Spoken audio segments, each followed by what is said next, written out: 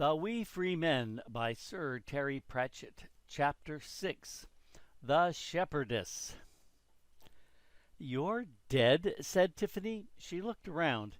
Feagles were picking themselves up and grumbling, but no one was going "Whaley, Whaley, Whaley," and Rob Anybody wasn't making any sense at all. "Well, if you think you're dead, then what are they?" she went on, pointing to a couple of small bodies. "Oh, they've gone back to the land o' the livin'," said Rob Anybody cheerfully. "It's nae as good as this one, but they'll bide fine and come back before too long. No sense in grievin'." The Achings were not very religious, but Tiffany thought she knew how things ought to go, and they started out with the idea that you were alive and not dead yet. "But you are alive," she said. "Ach, no, mistress," said Rob, helping another Pixie to his feet. "We was alive, and we was good boys back in the land o' the livin', and so when we died there, we was borned into this place." "You mean, you think that you sort of died somewhere else and then came here?" said Tiffany. "You mean, like, this is heaven?" "Aye, just as advertised," said Rob Anybody. "Lovely sunshine, good huntin', nice pretty flowers, and we birdies goin' cheap." "Aye, and then there's the fightin'," said another Feegle, and they all joined in. "And the stealin'." "And the drinkin' and fightin'." "And the kebabs," said Daft Woolly. "But there's bad things here," said Tiffany. "There's monsters." "Aye," said Rob, beaming happily. "Grand, isn't it? Everything you could ever ask for, even things to fight." "But we live here," said Tiffany. "Ah, well, maybe all you humans was good in the last world, too," said Rob Anybody generously. "I'll just round up the lads, mistress." Tiffany reached into her apron and pulled out the toad as Rob walked away. "Oh, we survived," it said. "Amazing." There are very definite grounds for an action against the owner of those dogs, by the way." "What?" said Tiffany, frowning. "What are you talking about?" I don't know," said the toad. "The thought just popped into my head. Perhaps I knew something about dogs when I was human. Listen, the Feegle think they're in heaven. They think they died and came here." "And?" said the toad. "Well, that can't be right. You're supposed to be alive here and then die and end up in some heaven somewhere else." "Well, that's just saying the same thing in a different way, isn't it? Anyway, lots of warrior tribes think that when they die, they go to a heavenly land somewhere," said the toad. "You know, where they can drink and fight and feast forever. So maybe this is theirs." "But this is a real place." "So it's what they believe. Besides, they're only small. Maybe the universe is a bit crowded and they have to put heavens anywhere there's room. I'm a toad, so you'll appreciate that I'm going to have to guess a lot here. Maybe they're just wrong. Maybe you're just wrong. Maybe I'm just wrong." A small foot kicked Tiffany in the boot. "We'd best be moving on, mistress," said Rob Anybody. He had a dead Feegle over his shoulder. Quite a few of the others were carrying bodies, too. Are you going to bury them?" said Tiffany. "Aye, they dinna need these old bodies noo, and it's tidy to leave 'em lying about," said Rob Anybody. "Besides, if the big jobs find little wee skulls and bones around, they'll start to wonder, and we don't want anyone pokin' aboot. Savin' your presence, mistress," he added. "No, that's very practical thinking," said Tiffany, giving up. The Feegle pointed to a distant mound with a thicket of thorn trees growing on it. A lot of the mounds had thickets on them. The trees took advantage of the deeper soil. It was said to be unlucky to cut them down. "It's nae very far noo," he said. "You live in one of the mounds?" Tiffany asked. "I thought they were, you know, the graves of ancient chieftains." "Ah, aye, there's some old dead kingy in the chamber next door, but he's nae trouble," said Rob. "Dinna fret, there's nae skeletons or any such in our bit. It's quite roomy. We've done it up a treat." Tiffany looked up at the endless blue sky over the endlessly green downland. It was all so peaceful again, a world away from headless men and big savage dogs. What if I hadn't taken Wentworth down to the river, she thought. What would I be doing now? Getting on with the cheese, I suppose. I never knew about all this. I never knew I lived in heaven, even if it's only heaven to a clan of little blue men. I didn't know about people who flew on buzzards. I never killed monsters before. Where do they come from? She said. What's the name of the place the monsters come from?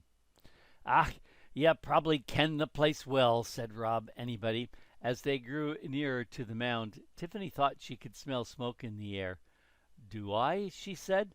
Aye, but it's no a name I'll say in open air. It's a name to be whispered in a safe place. I'll no say it under this sky. It was too big to be a rabbit hole, and badgers didn't live up here, but the entrance to the mound was tucked among the thorn roots, and no one would have thought it was anything but the home of some kind of animal. Tiffany was slim, but even so she had to take off her apron and crawl on her stomach under the thorns to reach it, dragging the apron behind her, and it still needed several Feegles to push her through. At least it didn't smell bad, and once you were through the hole, it opened up a lot. Really, the entrance was just a disguise. Underneath, the space was the size of quite a large room, open in the center, but with Feegle-sized galleries around the walls from floor to ceiling. They were crowded with pixies of all sizes, washing clothes, arguing, sewing, and here and there fighting, and doing everything as loudly as possible. Some had hair and beards tinged with white. Much younger ones, only a few inches tall, were running around with no clothes on and yelling at one another at the tops of their little voices. After a couple of years helping to bring up Wentworth, Tiffany knew what that was all about. There were no girls, though, no wee free women. No, there was one. The squabbling, bustling crowds parted to let her through. She came up to Tiffany's ankle. She was prettier than the male Feegles, although the world was full of things prettier than, say, Daft Woolly. But like them, she had red hair and an expression of determination. She curtsied, then said, "Are ye the big job hag, mistress?" Tiffany looked around. She was the only person in the cavern who was over 7 inches tall. Yes, she said. More or less, yes. I am Fion. The Kelda says to tell you the wee boy will come to nae harm yet. She's found him, said Tiffany quickly. Where is he? Nay, but the Kelda knows the way of the Quinn. She dinna want you to fash yourself on that score. But she stole him. Aye, 'tis complicated. Rest a wee while. The Kelda will see you presently. She is not strong now. Theon turned around with a swirl of skirts, strode back across the chalk floor as if she was a queen herself, and disappeared behind a large round stone that leaned against the far wall. Tiffany, without looking down, carefully lifted the toad out of her pocket and held it close to her lips. "Am I fashing myself?" she whispered. "No, not really," said the toad. "You would tell me if I was, wouldn't you?" said Tiffany urgently. "It'd be terrible if everyone could see I was fashing and I didn't know." "You haven't got a clue what that means, have you?" said the toad. "Not exactly, no. She just doesn't want you to get upset, that's all." "Yes, I thought it was probably something like that," lied Tiffany. "Can you sit on my shoulder? I think I might need some help here." The ranks of the Nac Mac Feegle were watching her with interest, but at the moment it appeared that she had nothing to do but hurry up and wait. She sat down carefully, drumming her fingers on her knees. "What do you think of the wee place, eh?" said a voice from below. "It's great, yeah?" She looked down. Rob Anybody Feegle and a few of the pixies she'd already met were lurking there, watching her nervously. "Very cozy," said Tiffany, because that was better than saying how sooty or how delightfully noisy. She added, "Do you cook for all of you in that little fire?" The big space in the center held a small fire, under a hole in the roof that let the smoke get lost in the bushes above, and in return brought in a little extra light. "Aye, mistress," said Rob Anybody. The small stuff, bunnies and all that, added Daft Woolly. The big stuff we roast in the chalk. Sorry, what was that? Said Tiffany. What? Said Rob Anybody innocently, his hand firmly only the mouth of the struggling Woolly. What was Woolly saying about roasting big stuff? Tiffany demanded. You roast big stuff in the chalk pit? Is this the kind of big stuff that goes, bah, because that's the only big stuff you'll find in these hills? She knelt down on the grimy floor and brought her face to within an inch of Rob Anybody's face, which was grinning madly and sweating. Is it? Ah, weel, in a manner o' speaking, it is. 'Tis not thines, mistress, shrieked Rob Anybody. We ne'er took a aching ship wi'out the leave o' Granny. Granny Aching let you have sheep? Aye, she did that as payment. Payment for what?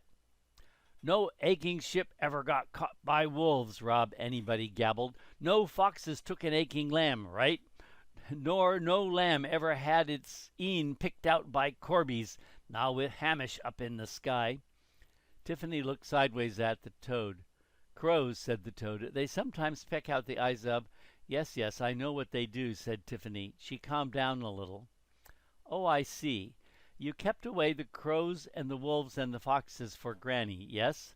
Aye, mistress. No just kep 'em away, neither, said Rob Anybody triumphantly. There's good eatin' on a wolf. Aye, they kebabs up a treat, but they're no as good as a ship. Woolly managed before a hand was clamped over his mouth again. From a hag ye only tak what's ye's given, said Rob Anybody, holding his struggling brother firmly. Since she's gone, though, we tak the odd old ewe that would ha' died anyway, but we never one with the aching mark, on my honor.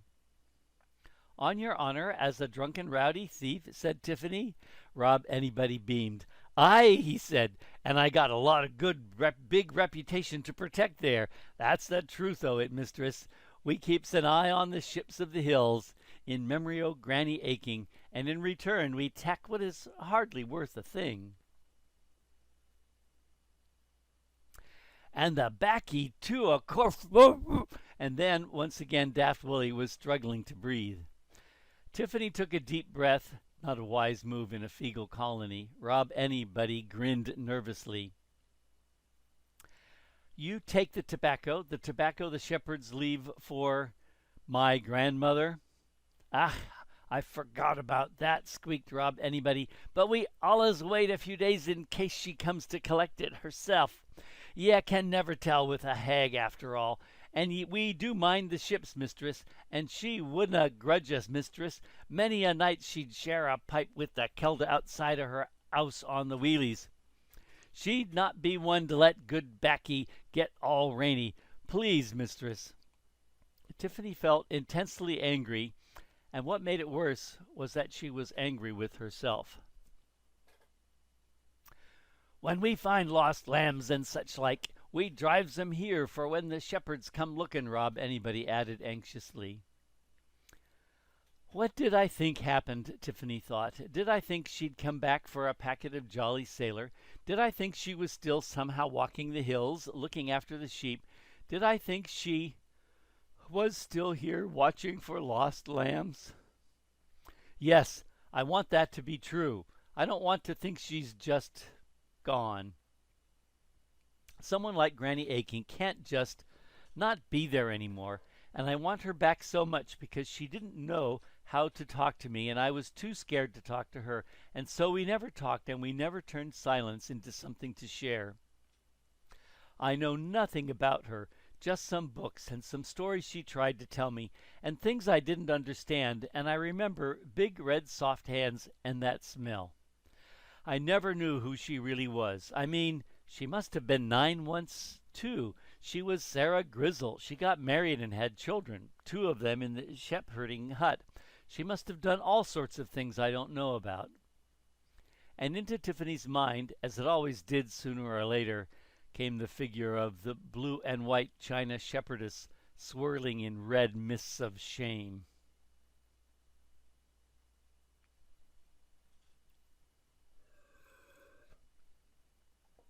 Tiffany's father took her to the fair at the town of Yup one day, not long before her 7th birthday. When the farm had some rams to sell, that was a 10-mile journey, the farthest she'd ever been. It was off the chalk.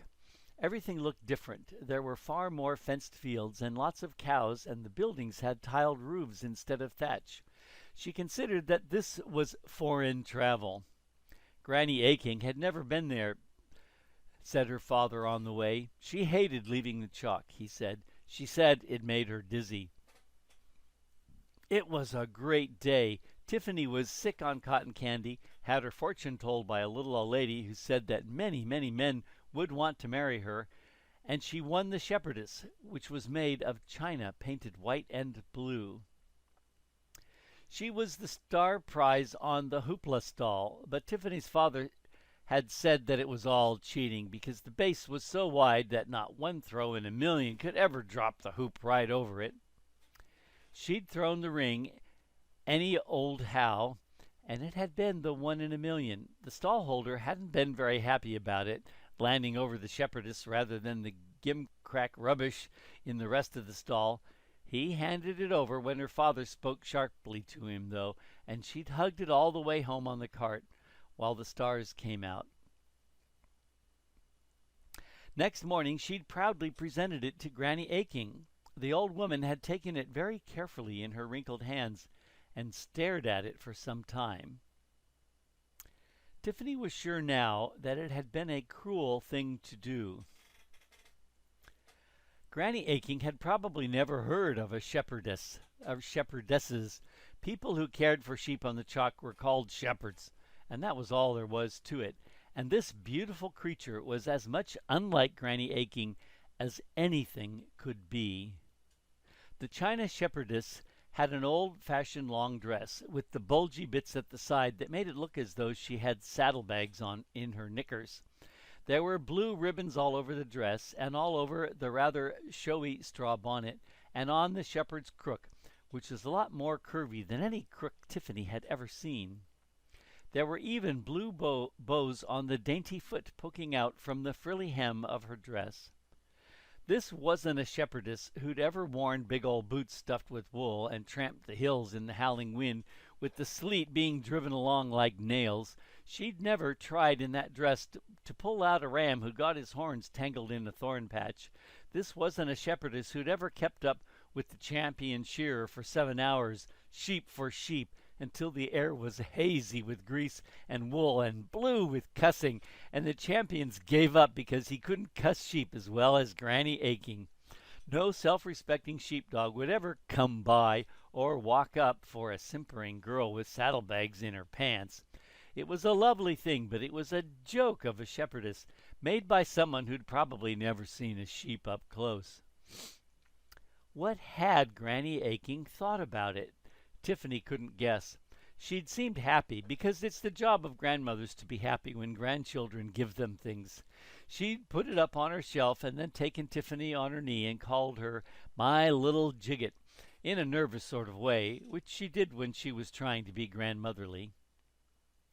Sometimes, in the rare times Granny was down on the farm, Tiffany would see her take down the statue and stare at it.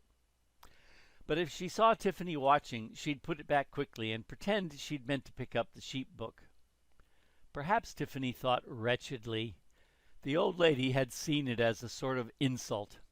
Perhaps she thought she was being told that this was what a shepherdess should look like.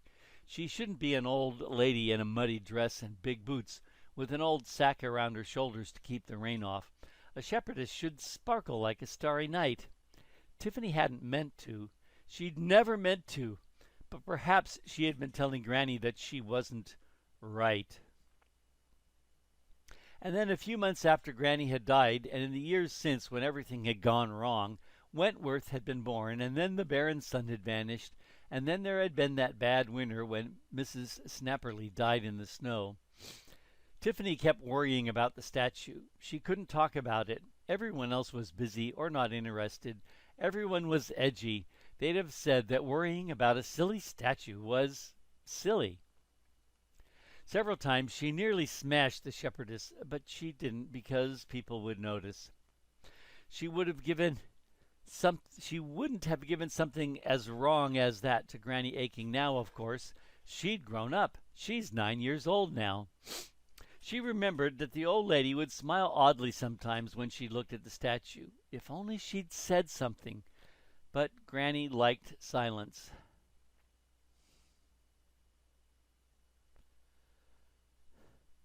And now it turned out that she made friends with a lot of little blue men who walked the hills looking after the sheep. Because they liked her too, Tiffany blinked. It made a kind of sense. In memory of Granny Aching, the men left the tobacco, and in memory of Granny Aching, the Nac Mac Feegle minded the sheep.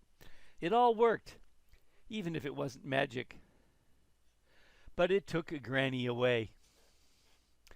Daft Woolly, she said, staring hard at the struggling pixie and trying not to cry. Is it true what Rob Anybody told me? Daft Woolly's eyebrows went up and down furiously. Mr. Feegle, can you please take your hand away from his mouth, said Tiffany. Daft Woolly was released. Rob Anybody had looked worried, but Daft Woolly was terrified. He dragged his hat off and stood holding it in his hands, as if it was some kind of a shield. Is all that true, Daft Woolly? Said Tiffany. Oh, Whaley, Whaley. Just a simple yes or no. A simple aye or nay, please. Aye, it is, blurted out Daft Woolly. Oh, Whaley, Whaley. Yes, thank you, said Tiffany, sniffing and trying to blink the tears away. All right, I understand. The Feegles eyed her cautiously. You're nae gonna get nasty about it, said Rob Anybody. No, it all works. She heard it echo around the cavern, the sound of hundreds of little men sighing with relief. She dinna turn me into a pismire, said Daft Woolly, grinning happily at the rest of the pixies. Hey, lads, I talked with the hag, and she didna even look at me crosswise. She smiled at me. He beamed at Tiffany and went on. Oh, do ye ken, mistress, that if ye hold the baccy label upside down, then part of the sailor's bonnet in his ear became a lady with... Ach, there I goes again, accidentally nearly throttling ye, said Rob Anybody, his hand clamping over Woolly's mouth. Tiffany opened her mouth, but stopped when her ears tickled strangely. In the roof of the cave, several bats woke up and hastily flew out of the smoke hole. Some of the Feegles were busy on the far side of the chamber. What Tiffany had thought was a strange round stone was being rolled aside, leaving a large hole. Now her ears squelched and felt as though all the wax was running out. The Feegles were forming up in 2 rows, leading to the hole. Tiffany prodded the toad. Do I want to know what a pismire is? She whispered. It's an ant, said the toad. Oh, I'm slightly surprised. And this sort of high-pitched noise? I'm a toad. We're not good at ears, but it's probably him over there. There was a Feegle walking out of the hole, from which came, now that Tiffany's eyes had become accustomed to the gloom, a faint golden light. The newcomer's hair was white instead of red, and while he was tall for a pixie, he was skinny as a twig. He was holding some sort of fat bag skin, bristling with pipes. Now there's a sight I don't reckon many humans have seen and lived, said the toad. He's playing the mouse pipes. They make my ears tingle. Tiffany tried to ignore the 2 little ears still on the bag of pipes. High-pitched, see, said the toad. Of course, the pixies hear sounds different than humans do. He's probably their battle poet, too. You mean he makes up heroic songs about famous battles? No, no. He recites poems that frighten the enemy. Remember how important words are to the Nac Mac Feegle? Well, when a well-trained Gonagle starts to recite, the enemy's ears explode. Ah, it looks as though they're ready for you. In fact, Rob Anybody was tapping politely on Tiffany's kneecap. The Calda will see you now, mistress, he said. The piper had stopped playing and was standing respectfully beside the hole. Tiffany felt hundreds of bright little eyes watching her. "Special sheep liniment," whispered the toad. "Pardon?" "Take it with us," the toad said insistently. "It'll be a good gift." The pixies watched her carefully as she lay down again and crawled through the hole behind the stone, the toad hanging on tightly. As she got closer, she realized that what she thought was stone was an old round shield, green, blue, and corroded with age. The hole it had covered was indeed wide enough for her to go through, but she had to leave her legs outside because it was impossible to get all of her into the room beyond. One reason was the bed, small though it was, which held the Kelda.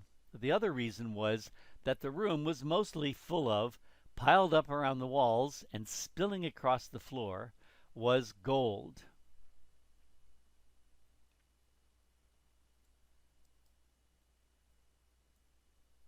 End of chapter 6.